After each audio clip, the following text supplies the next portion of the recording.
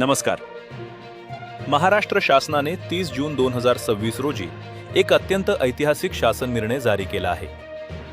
गेल्या अनेक वर्षांपासून राष्ट्रीय आरोग्य अभियान म्हणजेच NHM अंतर्गत काम करणाऱ्या हजारो कंत्राटी कर्मचाऱ्यांना अखेर नियमित सेवेचे मोठे गिफ्ट मिळाले आहे. चला पाहूया या निर्णयातील सर्वात महत्त्वाचे आकडे.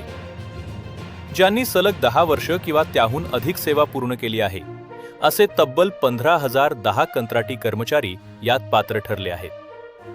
या समायोजनासाठी राज्य शासनाने वार्षिक 1,153 कोटी 60 लाख रुपये इतक्या प्रचंड निधीला मंजुरी दिली आहे. या कर्मचाऱ्यांसाठी विशेष बाब म्हणून 15,010 अधिसंख्य पदे निर्माण करण्यात आली आहेत. आता पाहूया पगाराचे गणित.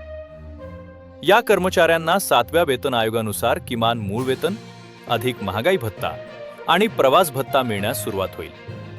उदाहरणार्थ, एक परिचारिका म्हणजेच स्टाफ नर्स S13 पे लेवलनुसार किमान 35,400 रुपये मूळ वेतनास पात्र असेल.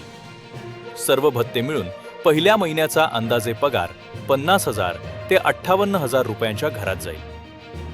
तसेच ज्यांचा सध्याचा पगार जास्त आहे त्यांना सॅलरी प्रोटेक्शन दिले जाईल.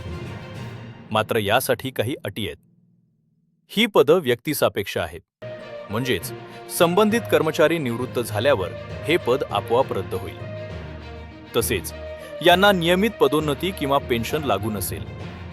विशेष म्हणजे भविष्यात अशी परिस्थिती टाळण्यासाठी यापुढे NHM मधील सर्व नवीन भरती केवळ बाह्य स्रोताद्वारे म्हणजेच आउटसोर्सिंगद्वारे केली जाईल. आरोग्य व्यवस्थेला बळकटी देणारा हा निर्णय 15,010 कुटुंबांसाठी नक्कीच आनंदाची बातमी आहे. अशाच अधिकृत माहितीसाठी चॅनलला आत्ताच सबस्क्राईब करा. धन्यवाद.